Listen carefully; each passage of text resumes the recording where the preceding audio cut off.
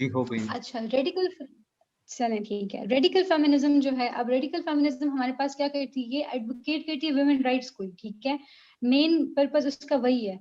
लेकिन radical feminism क्या कहते हैं, वो ये कहते हैं कि जो आपके पास मेल सुप्रीमेसी है ना, उसको एलिमिनेट करना पड़ेगा हमें, ताकि सब स्फेयर से, socio economics and political sphere से आपने उसको हटाना है, ठीक है। जब आप उनको उन स्फेयर से हटाएंगे, उस सुप्रीमेसी को यानी पेट्रियार्की को आप खत्म करेंगे, तभी आपके पास जो है तो फेमिनिज्म का जो गोल है वो अचीव हो सकता है, ठीक है। अच्छा, अब ये लोग क्या कहते हैं कि इन्होंने कहना है कि ये कहते हैं कि अच्छा, पेट्रियार्की को अभी हमने अबॉलिश किस तरह करना है, ठीक है, through traditional gender roles all together, यानी हमने उसी को अबॉलिश करना है, जो हमारे पास सोशल कंस्ट्रक्शन है ना जेंडर की, हमने उसको खत्म करना है, ठीक है। और सेक्सुअल ऑब्जेक्टिफिकेशन ऑफ वुमेन, इसको भी हमने खत्म करना है, ठीक है। अच्छा, some extreme faction of radical feminist have been accused of misandry. अच्छा, अब मैं आपको बता देती हूँ अच्छा, किसी को रेडिकल फेमिनिज्म के बारे में कोई आइडिया है तो फिर मैं इस पॉइंट को एक्सप्लेन करती हूँ। Basically, hatred for men है कि they are responsible for everything and unless they are finished, like drastically finished, तो कुछ हाल नहीं हो सकता।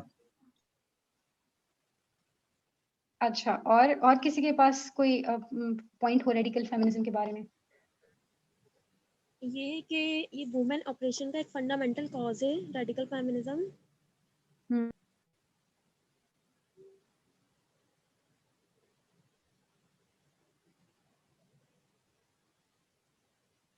अच्छा, अब मैं रेडिकल फेमिनिज्म के बारे में आपको ये बता देती हूँ, जो मैंने लास्ट पॉइंट लिखा है ना, वो इसी के साथ रिलेटेड है।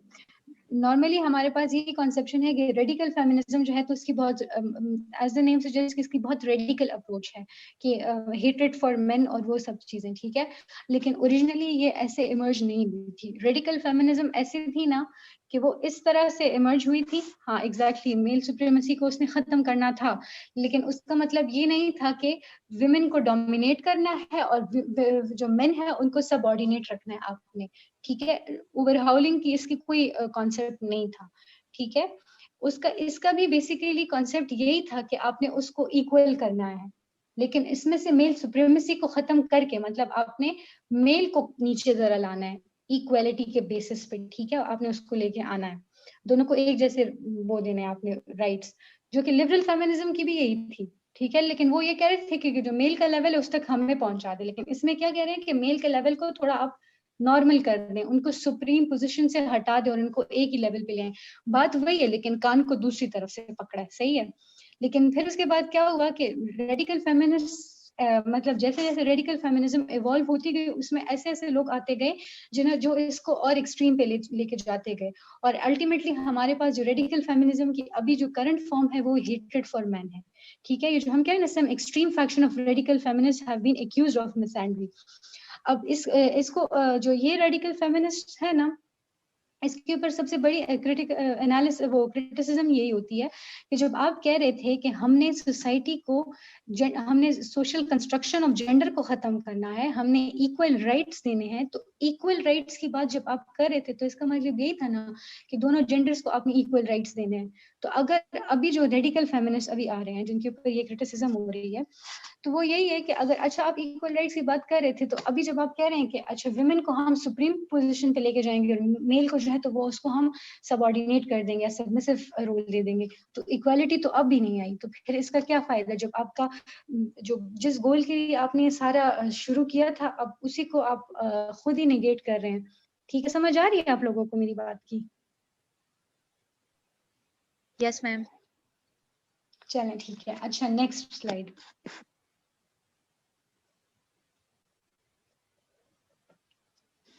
अच्छा, इसके भी हमारे पास कोर थ्योरी वही है कि नेचर ऑफ पेट्रियार्की पे बेस्ड है। अच्छा, gender relations as opposed to legal systems as in liberal feminism, और class conflict as in social और सोशलिस्ट और मार्क्सिस्ट फेमिनिज्म, ठीक है। अच्छा, इसमें क्या कहते हैं कि जैसे कि हमारे पास, हम उसकी बात कर रहे थे लिबरल फेमिनिज्म की, तो हम लीगल सिस्टम्स की बात कर रहे थे कि उनको राइट टू वोट दें, उनको राइट टू एजुकेशन दें, हम लीगल पर्सपेक्टिव, उनको रिप्रोडक्टिव राइट्स दें, आप उनको प्रॉपर्टी के राइट्स दें, ठीक है। तो ये हम लीगल पर्सपेक्टिव में इसकी बात कर रहे थे। और मार्क्सिस्ट हम अभी आगे पढ़ेंगे तो उसमें हम क्लास कॉन्फ्लिक्ट के बारे में बात करेंगे। लेकिन जो हमारे पास ये रेडिकल फेमिनिस्ट है, वो बेसिकली हमारे पास जेंडर के ऊपर ही बात कर रहा है कि जेंडर जो है तो वो ही बराबर नहीं है। जेंडर की जो सोशल कंस्ट्रक्शन है वही गलत है हमारे पास, रूट कॉज उसकी वही सोशल कंस्ट्रक्शन ऑफ जेंडर है, ठीक है। आपने उसको ठीक करना है, आपने उसमें से सुप्रीमेसी को खत्म करना है, ठीक है, कि ये मेल है, ये फीमेल है, इसके लिए ये नॉर्म्स है, इसके लिए ये वैल्यूज हैं, आइडियल जो एक्सपेक्टेशंस है आपकी, आइडियल कैरेक्टर्स हैं, वो ये है। आपने इस चीज को खत्म करना है। जब इस चीज को आप खत्म करेंगे तो आपके पास ऑटोमेटिकली, जब आप उनको एक जेंडर की बेस पे नहीं बल्कि सिर्फ एक इंसान बन के समझेंगे ना, तो राइट्स ऑटोमेटिकली इक्वल हो जाएंगे। Achha, women have been systematically marginalized by men, and men have benefited at the cost of women. Some assert oppression against women as the oldest and most fundamental form of oppression and a model for all others, including racial classist oppression. ठीक है? आप लोग को समझ आ रही है इस चीज की?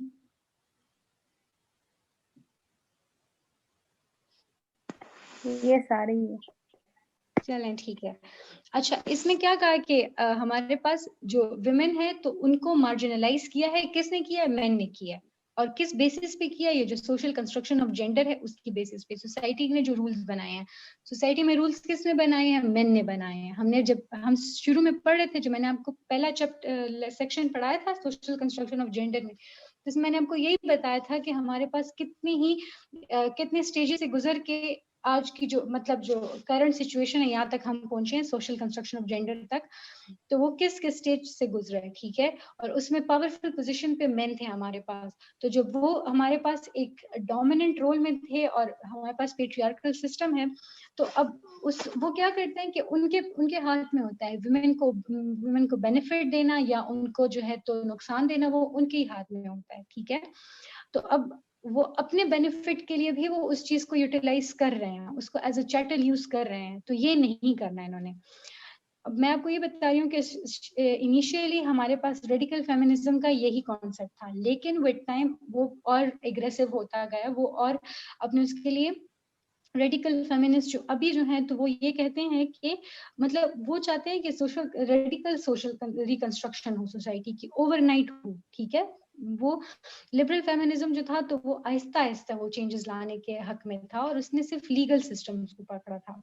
जबकि रेडिकल फेमिनिज्म है, हमने कहा था ना, रेडिकल का वर्ड रूट से निकला है, तो ये रूट कॉज को जो है यानी सोशल कंस्ट्रक्शन उसी को टारगेट कर रहा है, ठीक है। वो क्या कहते हैं कि सेपरेशन जो है सेपरेटिज्म फॉर वुमेन हो, ठीक है, वो सिस्टरहुड को प्रमोट करता है। और अभी जो फेमिनिज्म हमारे पास ये रेडिकल फेमिनिज्म की इवॉल्व फॉर्म है, वो यही कहती है कि वो होमोसेक्सुअलिटी को प्रमोट करती है, ठीक है, वो उसमें हेट्रेड फॉर मेन है।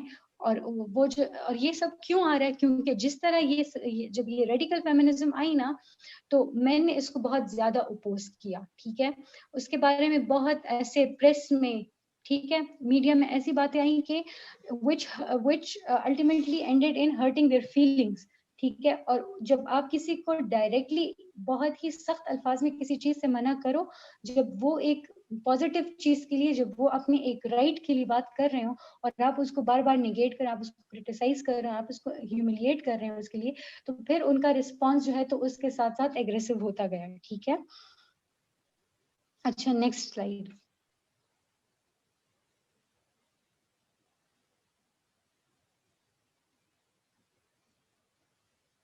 अच्छा, अब इसकी हिस्ट्री क्या? It started with the second wave patriarchy viewed as a trans-historical phenomena prior to and deeper than other sources of oppression, a model for others. And later, cultural feminism and syncretic politics placed issues of class, economics, etc. on par with patriarchy. ये जब हम waves of feminism पढ़ेंगे, अच्छा तो उसमें हम ये फिर से पढ़ेंगे, लेकिन मैं आपको बता दूं जब ये रेडिकल फेमिनिज्म आई ना, ये कब आई हमारे पास? ये सेकंड वेव ऑफ फेमिनिज्म में आई। फर्स्ट वेव ऑफ फेमिनिज्म में हमारे पास लिबरल फेमिनिस्ट थे, ठीक है, उसके प्रोपोनेंट्स कौन थे? लिबरल फेमिनिस्ट थे, जो कि लिबरल फेमिनिज्म को सपोर्ट करते हुए उसने ये वो मूवमेंट चलाई थी। लेकिन उसकी शॉर्टकमिंग्स को देखते हुए, ठीक है, और इसमें जो क्लासिस्ट और रेशियल वो रेसिस्ट का एक एलिमेंट था ना, उसको देखते हुए फिर हमारे पास रेडिकल फेमिनिज्म की टाइप जो है ये सामने आई, ठीक है। और यही सेकेंड वेव जो थी तो वो इन्होंने चलाई थी, ठीक है। लेकिन उसके बाद क्या हुआ हमारे पास के अभी जब हम मार्क्सिस्ट फेमिनिज्म पढ़ेंगे ना, तो उसमें यही था कि उसमें क्लास जो इकोनॉमिक इश्यूज उसमें आ गए, ठीक है, क्लास कॉन्फ्लिक्ट आ गया, तो फिर हमारे पास और टाइप्स ऑफ फेमिनिज्म के लिए रास्ता बना उस तरह से, ठीक है। अच्छा, नेक्स्ट इश्यूज उसके क्या थे, यानी उन्होंने किन किन इश्यूज को हाईलाइट किया, उनके ऑब्जेक्टिव्स फिर उसके लिए क्या थे। इश्यूज उनके ये थे कि जो जेंडर रोल्स हैं बेसिकली, तो उनका ऑब्जेक्टिव ये था कि उन्होंने उन जेंडर रोल्स को एलिमिनेट करना है, रूट कॉज जो है उसको एलिमिनेट करना है।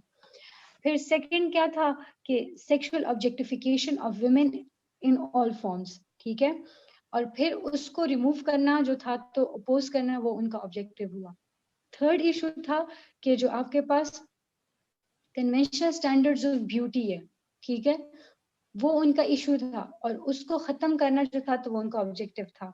और एंड में जो था तो वो सेक्सुअल पॉलिटिक्स, ठीक है। अभी हम इन चारों चीजों को पढ़ेंगे। जेंडर रोल्स को हम पहले पढ़ चुके हैं और अभी भी मैंने एक्सप्लेन कर दिया आपको। तो नेक्स्ट जो हम अभी पढ़ेंगे वो ऑब्जेक्टिफिकेशन को पढ़ेंगे, ठीक है। साथ नेक्स्ट स्लाइड ले आए प्लीज।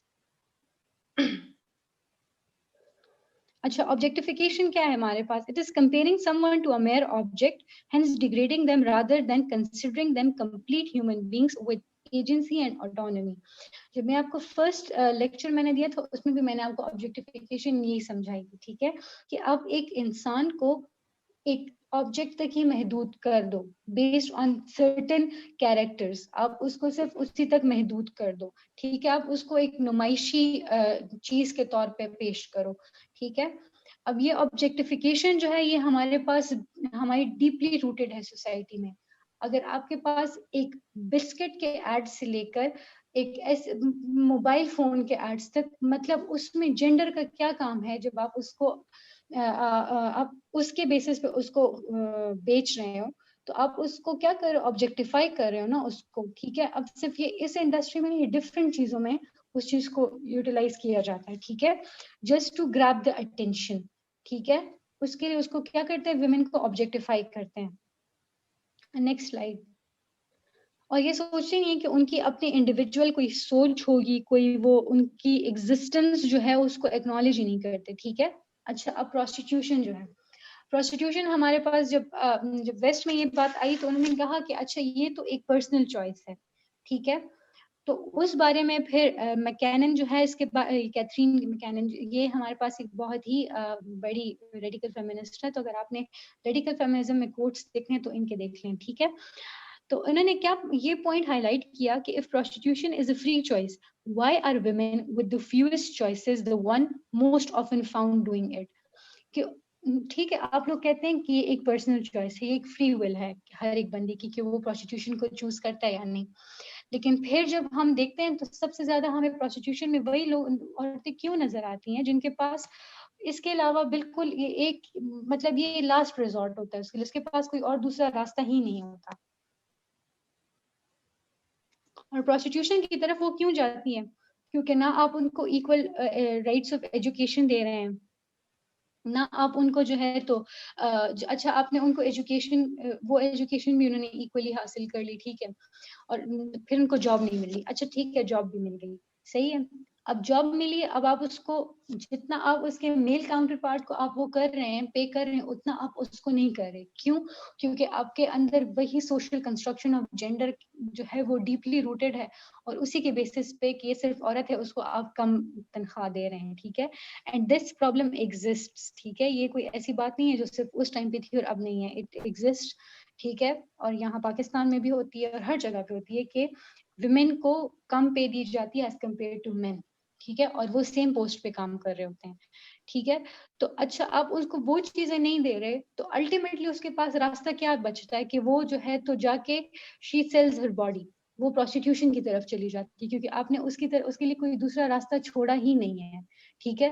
तो जब आप लोग ये क्लेम कर रहे हैं कि ये एक फ्री चॉइस है, तो फिर हमारे पास ज्यादातर वही औरतें क्यों हैं प्रोस्टिट्यूशन में, वही औरतें प्रोस्टिट्यूट्स क्यों हैं जिनके पास रास्ता ही कोई नहीं है। आप लोग उसको कंपेल कर रहे हो, तभी तो वो यहाँ पे आ रही है, ठीक है, कि उसको ये इसके पास लास्ट रिजॉर्ट है। अगर वो एजुकेशन आप उसको दे देते तो वो किसी अच्छी पोस्ट पे थी, और फिर उस अच्छी पोस्ट पे आप उसको से ही पे दे रहे होते, तो वो क्यों एक गलत रास्ते की तरफ जाती, ठीक है। Next slide. अच्छा, दूसरा हमारे पास पोर्नोग्राफी आ गया, ठीक है। Production of pornography entails physical, psychological and economic coercion of women model in it. It is abusive by nature, ठीक है। इसका क्या काम है, आपने वुमेन को रिड्यूस कर दिया है to a mere object for the pleasure of men, ठीक है। तो ये आप क्या कर रहे हैं, एक इंसान को जो है तो आप सिर्फ एक ऑब्जेक्ट बना रहे हैं, ठीक है। सिर्फ ये आप उसको कर रहे हैं, ठीक है, उसके पास ना कोई दूसरा रास्ता है, तो वो इस तरफ आ गई है, ठीक है। अब यहाँ पे आ गई है, तो फिर भी आपने उसको उस तरह भी रहने नहीं देना, उसमें भी फिर अब्यूज अगर आप करेंगे तो आप उसको करेंगे, ठीक है। अगर आप मोरालिटी पे बात करेंगे तो आप उसी की मोरालिटी को टारगेट करके बात करेंगे कि हाँ she is, her moral character is not good. जो हम कहते हैं ना कि चैस्टिटी ऑफ वुमेन का कॉन्सेप्ट आया था हमारे पास, तो फिर वो चीजें आप उस पे उस टाइम पे भी अप्लाई करें, यानी खुद आप उसको उस तरफ लेके जा भी रहे हैं, और फिर आप उसी को बुरा भला कह भी रहे हैं। और अगर सोसाइटी में उसका एक नेगेटिव इम्पैक्ट आ रहा है, तो फिर भी वो आप ही की वजह, अल्टीमेट कॉज तो वही है आपके पास कि जेंडर कंस्ट्रक्शन जो हुई है, सोशल कंस्ट्रक्शन ऑफ जेंडर जो है, ठीक है। Next, standards of beauty. अब ये स्टैंडर्ड्स हमारे पास कौन डिफाइन करता है, ये हमारे पास they are defined by patriarchal notions of attractiveness and perpetuated through patriarchal instruments of socialization such as family, mass media, education system, advertisement industries and dating and relationship practices. सबसे पहले क्या होता है, नॉर्म्स जो हमारे पास पेट्रियार्कल नॉर्म्स हैं, ठीक है, वो हमारे पास बना देते हैं जी, ये हमारे पास ब्यूटी स्टैंडर्ड्स हैं, ये आइडियल कैरेक्टर्स हैं। अगर इस लिस्ट पे कोई पूरा उतर रहा है तो that person is attractive, that person is beautiful, that person is pretty. लेकिन अगर कोई इनमें से किसी एक पॉइंट पे भी पूरा नहीं उतर रहा तो दैट पर्सन इज अगली, ठीक है। ये हो गई बात।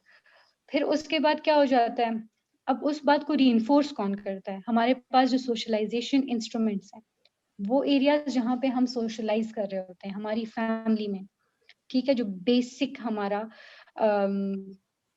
सोशल इंस्टीट्यूशन है, फैमिली से शुरू हो जाती है बात, ठीक है, जहाँ से हम लर्न करते हैं। फिर हमारा मास मीडिया आ जाता है, वो हर जगह पे वही चीजें आ रही होती हैं। फिर हमारे एजुकेशन सिस्टम में वो बात आ जाती है, ठीक है, वो इन्हीं चीजों को एंडोर्स कर रहा होता है।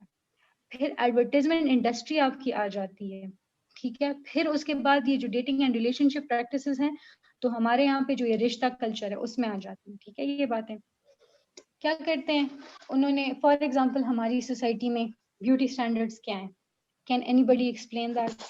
एक लड़की के लिए ब्यूटी स्टैंडर्ड्स क्या है पाकिस्तानी सोसाइटी में?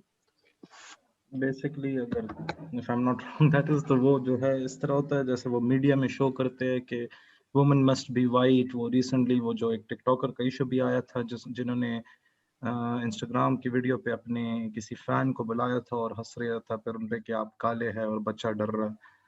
तो basically women are portrayed as white and this is उनको फेयर एंड लवली क्रीम, अगर आप काले होंगे तो fair and lovely cream apply कर ले तो आप सफेद हो जाएंगे। So that's how it's being portrayed in the mass media. या वो डिश, वो जो कपड़े धोने के जो ऐड है, तो काले बंदे को जो है अफ्रीकन अमेरिकन को वॉशिंग मशीन में डाल दिया तो he comes out as white. So it's like that. Exactly यही चीज है। अब ब्यूटी स्टैंडर्ड्स उन्होंने क्या रखे हैं कि अच्छा एक लड़की है, ठीक है, उसको सबसे पहले गोरा होना चाहिए, ठीक है, हमारा गोरा कॉम्प्लेक्स। फिर उसके बाद वो लंबी होनी चाहिए, वो पतली होनी चाहिए, और डिपेंड्स, ठीक है, ये हमारी सोसाइटी में जरा डिपेंड करता है। अच्छा, उसकी नाक ऐसी होनी चाहिए, उसकी जो है तो नाक मोटी नहीं होनी चाहिए, पतली होनी चाहिए, उसकी आंखें बड़ी बड़ी होनी चाहिए, बाल लंबे होने चाहिए, ठीक है। और ये उसकी ब्यूटी स्टैंडर्ड्स हो जाएंगे, ठीक है। अब और अच्छा, लड़कों के लिए फिर क्या ब्यूटी स्टैंडर्ड्स होते हैं, ठीक है। ये फिर मैं आपको एंड में बताती हूँ। अच्छा, ये लड़कियों के लिए ब्यूटी स्टैंडर्ड्स हो गए, ठीक है। अब ये अगर कोई लड़की इन चीजों पे जी हाँ, मैं वही है। अच्छा, अब अगर कोई लड़की इन स्टैंडर्ड्स पे नहीं पूरी उतरी, ठीक है, सबसे पहले हमारी फैमिली में वो बातें होती हैं, ठीक है। बेसिक्स से शुरू करते हैं। वो बंदी काली है, ठीक है, उसको जो है तो कोई नाम दे देते हैं बेस्ड ऑन हर कम्प्लेक्शन। उसकी आंखें बड़ी हैं तो उस पे हम उसको नाम दे देते हैं कि इसकी तो ऐसी आंखें हैं। उसकी नाक मोटी है तो उसके ऊपर हम उसको नाम दे देते हैं, ठीक है। और वही चीजें फिर हमारे जो बच्चे होते हैं घर में वो ऑब्जर्व कर रहे होते हैं और वो उस चीज को अडॉप्ट कर रहे होते हैं कि अच्छा, अगर कोई बंदा काला है तो मतलब ये एक बुरी चीज है, तो हमने उसको बुरा कहना है, ठीक है। अगर कोई मोटा है तो हमने चलो इसके ऊपर इसको क्रिटिसाइज करना है, ठीक है। अगर किसी की इंसल्ट करनी हो, अच्छा बंदा मोटा है उसको किसी जानवर के साथ एसोसिएट कर दो, ठीक है। ये बहुत नॉर्मल बातें हैं, ठीक है। ये हमारे फैमिली में बहुत इजीली हो रही होती है, बहुत नॉर्मलाइज हो गई हैं। फिर मीडिया पे जब हमारे पास कोई आ रहा होता है, ठीक है। हम जब छोटे थे तो एक ड्रामा आता था कि एक बहन काली होती थी और एक गोरी होती थी, और वो जो गोरी होती है तो उसके लिए बहुत रिश्ते आते हैं, और जो काली होती है उसके लिए कोई नहीं आता, और सब लोग उसको ब्यूटी क्रीम्स दे रहे होते हैं, ठीक है। तो उस पॉइंट से हमें मतलब बता दिया जाता है कि अच्छा, आपका गोरा होना बहुत जरूरी है वरना आप एक्सेप्टेबल नहीं है सोसाइटी के लिए, ठीक है। आपका मीडिया उस चीज को कर होता है। अगर किसी बंदी को बहुत अच्छा दिखाना है तो उसको बहुत खूबसूरत लड़की उसके लिए यूज होती थी, ठीक है। हीरोइन सारी बहुत गोरी और इस तरह की होती थी जो ब्यूटी स्टैंडर्ड्स के मुताबिक हो। एजुकेशन सिस्टम में आप देखें, ठीक है, उसमें भी ये चीज होती है। अगर आप लोग हमारी डिफरेंट टेक्स्ट बुक्स में अगर आप देख लें तो अगर किसी नौकर के बारे में बात करें तो पहले तो ये टर्म्स अजीब तरीके से यूज करते हैं डिग्रेड करने के लिए किसी को, ठीक है। और फिर उसमें अगर उसको एक्सप्लेन कर रहे होते हैं ना तो उसको कह देते हैं कि काले रंग का था और दुबला पतला सा था और ये था वो था, इस तरह करके एक्सप्लेन कर देते हैं, ठीक है। अच्छा, या फिर एजुकेशन सिस्टम में और ऐसे आपने देखा होगा पिछले दिनों भी एक पिक्चर्स आई थी किसी टेक्स्ट बुक की, तो उसमें कहा था कि अच्छा ये करो और वो उसका रंग तो काला है और ये इस तरह की बातें थी, तो वो चीज आ गई, ठीक है। एडवर्टाइजमेंट इंडस्ट्री में आपके क्या देखें, फेयर एंड लवली आ रहा है, ठीक है, कि अगर आप गोरे हैं तो आप एक्सेप्टेबल हैं सोसाइटी के लिए, नहीं तो नहीं है। वो हम जब छोटे थे तो एक 7 हर्बल उपटन का कोई इश्तेहार आता था, तो वो लड़की जो थी तो वो पहले ये बकरियां चरा रही होती थी, लेकिन वो एक कोई गाड़ी में कोई लड़का गुजरता है तो वो उसको देख के बस जो है तो वो खफा सी हो जाती है क्योंकि वो काली होती है, उसकी तरफ कोई देखता नहीं है। फिर अचानक से वो 7 हर्बल उपटन लगा के ना गोरी होके आ जाती है, तो फिर वो लड़का रिश्ता लेके आ जाता है। तो ये हमारी एडवर्टाइजमेंट इंडस्ट्री से ये चीज सिखाते हैं। फिर उसके बाद जब रिश्ता हो रहा होता है तो बाकायदा ऐसे एग्जामिनेशन हो रही होती है जैसे कोई गाय भैंस खरीदने आप जा रहे होते हैं, उसके दांत चेक कर रहे हैं, उसके बाल चेक कर रहे हैं, ये चीजें कर रहे हैं। और जब उसके बाद अगर किसी लड़के के बारे में पूछ लें कि अच्छा वो प्यारा है तो नहीं, तो उसके बारे में फिर आपको ये जवाब मिलता है कि लड़के की कौन खूबसूरती देखता है, उसकी तो जॉब देखते हैं, ठीक है। तो ये हमारे पास ये जो स्टैंडर्ड्स ऑफ ब्यूटी है ना, ये हमारे पास इनकी बहुत डीप रूटेड कॉजेज है, ठीक है। और हर लेवल पे उस चीज को एंडोर्स किया जाता है, ठीक है। जब ये चीजें होती हैं ना तो इसकी वजह से क्या हो जाता है कि आप उन लोगों को पहले से ही बता देते हो कि अच्छा, सोसाइटी में एक्सेप्टेबल होने के लिए आपको ये होना है, और नहीं है, अगर ये चीजें आपके में नहीं है तो आप सोसाइटी के लिए एक्सेप्टेबल नहीं है। तो आप क्या करें, उनको ऑब्जेक्टिफाई करें ना। अगर आपने उसको इंडिविजुअली नहीं देखना कि वो कैसी है, ठीक है। वो अगर वो लड़की काबिल है या वो लड़की जो है तो वो कोई बहुत ही किसी चीज में माहिर है, नहीं, आपने वो नहीं देखना। आपने ब्यूटी स्टैंडर्ड्स रख दिया, आपने एक फसाद रख दिया, अच्छा इसके मुताबिक मुझे इस बंदे को जज करना है, ठीक है। तो ये हमारे पास स्टैंडर्ड्स ऑफ ब्यूटी आ गए जिसको रेडिकल फेमिनिज्म बहुत अपोज करती है, ठीक है। नेक्स्ट,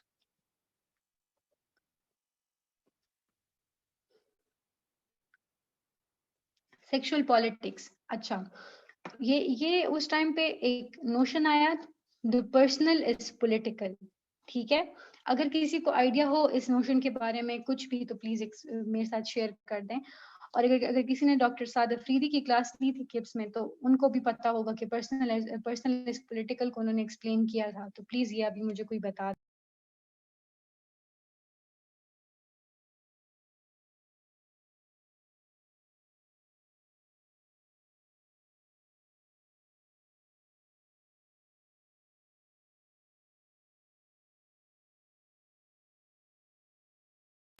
अच्छा चलिए मैं ये एक्सप्लेन कर देती हूँ। पर्सनल इस पॉलिटिकल का मतलब यही था कि आपके पास जो नॉर्मली आपको बहुत छोटी छोटी बातें लगी होती, जो बहुत पेटी बातें होती हैं, ठीक है, जो आप समझते हैं कि बहुत पर्सनल बातें हैं, ठीक है, जैसे कि अबॉर्शंस के बारे में आप बात कर रहे हैं, जैसे कि आप ये प्रोस्टिट्यूशन के बारे में बात कर रहे हैं, जो आप डोमेस्टिक लेबर के बारे में बात कर रहे हैं, ठीक है, कि ये बहुत पर्सनल प्रॉब्लम्स है हमारी। ये पर्सनल नहीं है, ये अगर आप इसको देखें तो ये इंडिविजुअल प्रॉब्लम नहीं, ये कलेक्टिव प्रॉब्लम है। वो पूरी सोसाइटी को अफेक्ट कर रही होती है, ठीक है, वो पूरे सिस्टम को अफेक्ट कर रही होती है। अगर तो इस ये द पर्सनल इज पॉलिटिकल का जो ये हमारे पास कॉन्सेप्ट आया था ना, ये इसी की बेस पे आया था कि problems that seem to be individual and petty about relationships and access to abortions and domestic labor were in fact systemic and political, ठीक है, fundamental to the fight for women's equality। उन्होंने ये कहा कि आप जब ये इन चीजों पे आप इस women को कैटेगराइज करके फिर उनको मार्जिनलाइज आप कर रहे हैं ना, ठीक है, और आप कह रहे हैं कि पर्सनल बातें, तो ये पर्सनल बातें नहीं है, ठीक है, ये एक ब्रॉडर पर्सपेक्टिव में सबको अफेक्ट कर रही होती हैं, पूरी सोसाइटी को, पूरे सिस्टम को अफेक्ट कर रही होती है। तो पर्सनल नहीं है ये, पर्सनल इज पॉलिटिकल, यानी वो सब ये एक कलेक्टिव इसका इफेक्ट होता है, ठीक है। तो ये बात कहने का मकसद सिर्फ ये नहीं था कि उन्होंने बात कह दी और छोड़ दी। पर्सनल इज पॉलिटिकल का मतलब ये है कि जब ये बातें इंडिविजुअल पर्सनल है ही नहीं, ये कलेक्टिव बातें हैं, ठीक है, कलेक्टिवली सबको एक जैसे अफेक्ट कर रही है, तो फिर इसको आइडेंटिफाई करना और फिर उसको सॉल्व करना, उसके लिए वे फॉरवर्ड निकालना, ये भी एक मेजर हमारे पास टास्क है और उसको हमने करना है, ठीक है। तो पर्सनल इज पॉलिटिकल का नोशन जो था उसका बेसिकली मतलब यही था, ठीक है।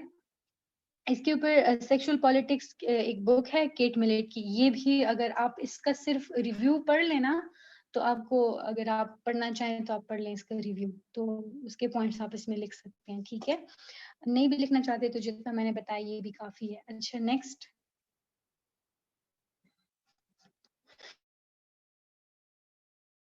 अच्छा अब इसमें हमारे पास प्रोमिनेंट फेमिनिस्ट कौन सी थी, साइमन डी बीवर है, उनकी मैंने आपको द सेकंड सेक्स उनकी बुक का मैंने बताया भी है, ठीक है। ये मैं आपको कुछ बुक्स का बताऊंगी ना, तो इनके आपने सिर्फ रिव्यूज पढ़ लेने ताकि आप फिर इसको हर जगह यूज कर सकें। अच्छा कैथरीन की मैंने आपको बताया था, ठीक है, तो इनकी बुक है towards feminist theory of the state, और केट मिलेट की सेक्सुअल पॉलिटिक्स, ठीक है। अच्छा नेक्स्ट। अब इसकी क्रिटिकल एनालिसिस हम कर रहे हैं, ठीक है। अच्छा ये क्रिटिकल एनालिसिस जो है ये मैंने थोड़ी सी ऐसे किया है कि ये मैंने किसी और को टाइप करने को कहा था, तो अब इसमें नेगेटिव और पॉजिटिव जरा मिक्सअप हो गए हैं, तो ये जो मैंने यहाँ पे लिखा है इसकी मैंने हेडिंग नहीं लिखी, लेकिन इसकी नेगेटिव क्रिटिसिज्म नहीं आती है, ठीक है। अच्छा it emphasizing sex based discrimination at the expense of race and class based discrimination, तो इसका भी racist and classist past है हमारे पास, ठीक है। कि ये हमारे पास क्या कर रहे हैं कि रेडिकल फेमिनिस्ट में भी कुछ ऐसे थे कि जो सिर्फ क्लास के ऊपर बेस्ड वो उनके लिए काम कर रहे थे, ठीक है, सबके लिए काम नहीं कर रहे थे, तो उसके ऊपर भी यही क्रिटिसिज्म आई थी जो कि हमारे पास लिबरल फेमिनिज्म के ऊपर आई थी। अच्छा इसको भी वाइट वुमेन जो थी मोस्टली जो थी उन्होंने उसको अडॉप्ट किया हुआ था, ठीक है, और उन्होंने इसको डोमिनेट किया हुआ था। तो जो हमारे पास ये वुमेन ऑफ कलर थी और जो कि इकोनॉमिकली वीक थी, तो उन बेचारियों का इसमें कोई काम ही नहीं था, उनको इसमें कोई रोल ही नहीं था, ठीक है। तो ये मूवमेंट सिर्फ एक स्पेसिफिक सेक्ट ऑफ वुमेन जो थी तो उनके लिए काम कर रहा था। जब उसमें कलेक्टिविटी ही नहीं थी तो फिर आप कैसे कह सकते हैं कि सब वुमेन के लिए कर रही है ये काम, ठीक है। फिर criticize for being unable to work with men to affect change through political channels, reinforcing gender essentialism.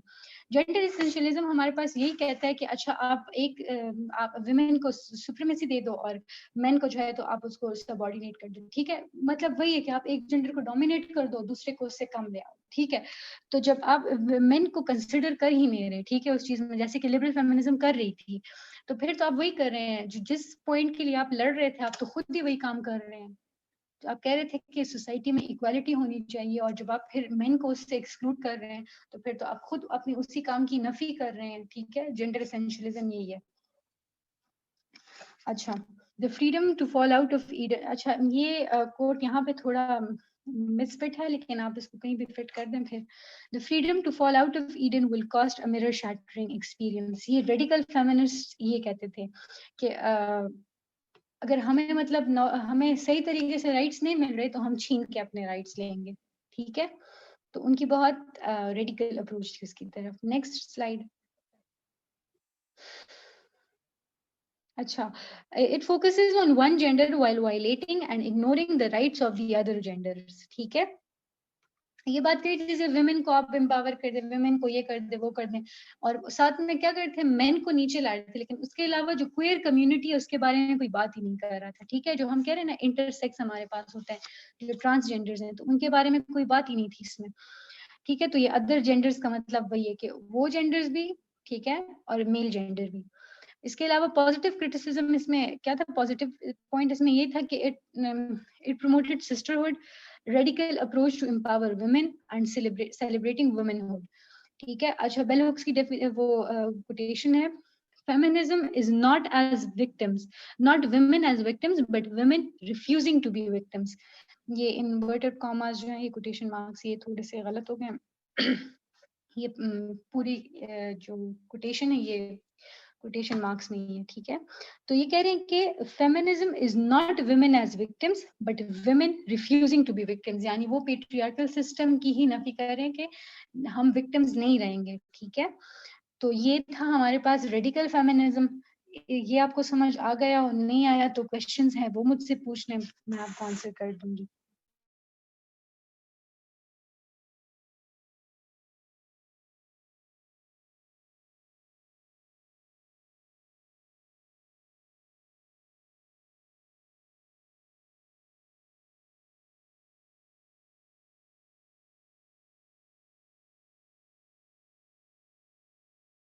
चलें ठीक है, अब अगर ये क्लियर है तो हम इस सेशन को एंड कर देते हैं, एक ब्रेक ले लेते हैं। साथ रिकॉर्डिंग स्टॉप करी प्लीज।